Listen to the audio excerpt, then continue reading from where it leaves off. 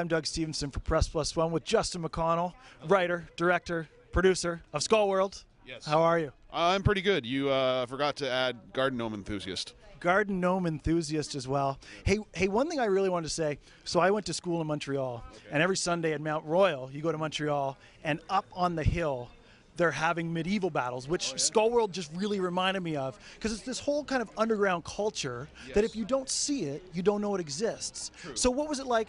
Like, how did you get involved with the box wars? Well, it all started because of Greg of Skullman, who I'd known since 2001.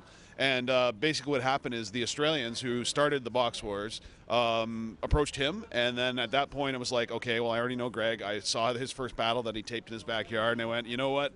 I have to follow this in some way, shape, or form and follow Greg doing this, because the combination of the two is just entertainment. Yeah, and Kinda and I were talking about this actually too, because Skullman is like such a personality. Yes. And obviously, you know, to get something like this going, it is a whole culture. Mm-hmm.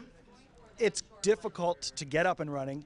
How much do you think he's contributed to the success of how like Box Wars has become kind of larger than you'd think it would? Well, I think it really has to do with spheres of influence, right? Like for North America, I think he's really spread the word a lot, right? And just through him constantly pushing it, and obviously the documentary, and like him trying to get the show going, and just any sort of public battle he does, and where it all helps, and more and more people know. They tell their friends, they tell two friends, etc.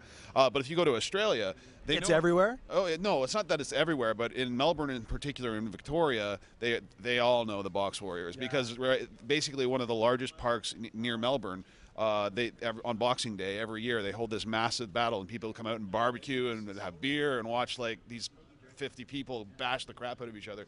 So in Australia, it's definitely bigger, and they put in. But I think the two spheres of influence are starting to grow, and they're going to start to cross-sect like a Venn diagram. And we're getting really technical here. Yeah. So I think that the two of them together are really going to like spread that.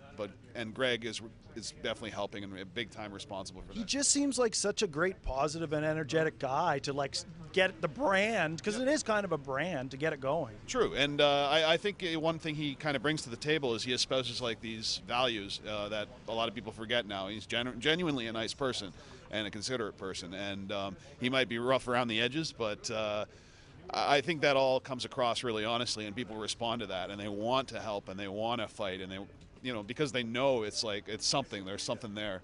Yeah. So we're at the Canadian Film Festival. You premiered last night. Yes. And I heard it was just fantastic, and there were box wars in the crowd and everything. We had a box war in the aisle of the theater to the surprise of the audience. Oh, so it wasn't planned. It was just like, let's get it going. It was planned, but we hit our costumes well, and basically midway through the Q&A, the evil team busted through, and I had to run out and get in costume, and then we fought. And we told people to clear the aisles, but they scattered like roaches because they didn't want to. So, and part of it, you know, and Skullman talks about this, the creativity, the art behind, you know, creating your weapons, your armor, that sort of thing. What did you learn, you know, when you followed everybody throughout the film?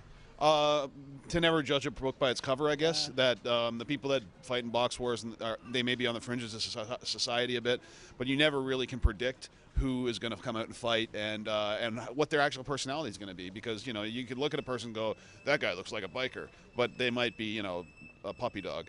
You know? Well, and that's something I really loved about this, because when you're doing the interviews with people who are in the film, they're going, yeah, well, people think I'm weird because I do this, but whatever, I do it.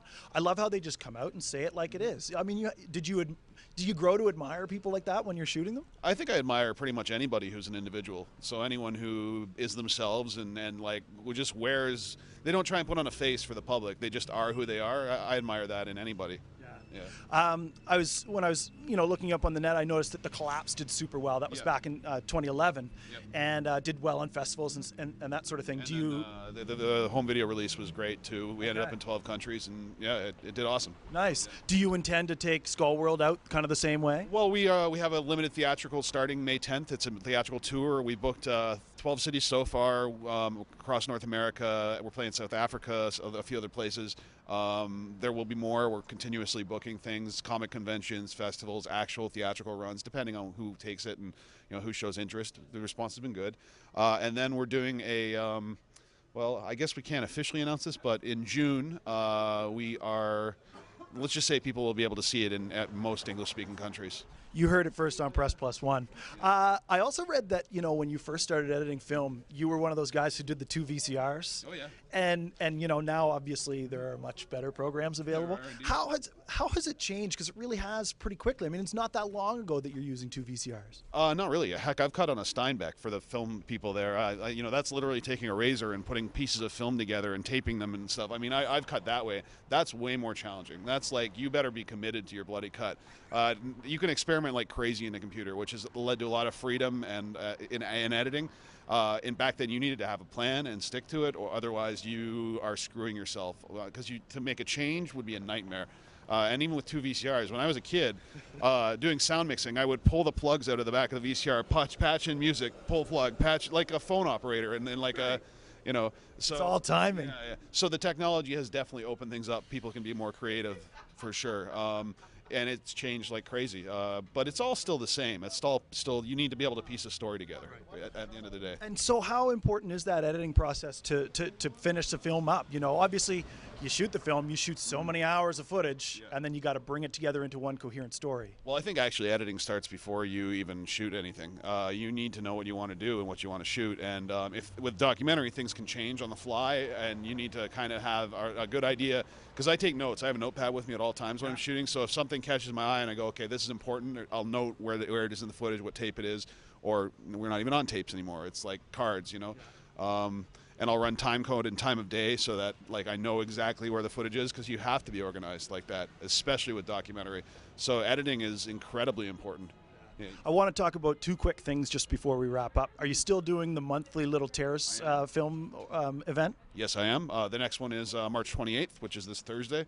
We do them every month, and I think we're launching in Saskatoon on May 15th, but that's not it's not 100% confirmed yet. But I'm pretty sure. So maybe you got to. I don't know if you got to. We're just hearing all these great things for the first time on Press+1. It's fantastic. Okay, so where do people go for more information about Skull World? Skullworldmovie.com or Facebook/SkullWorldMovie or the internet.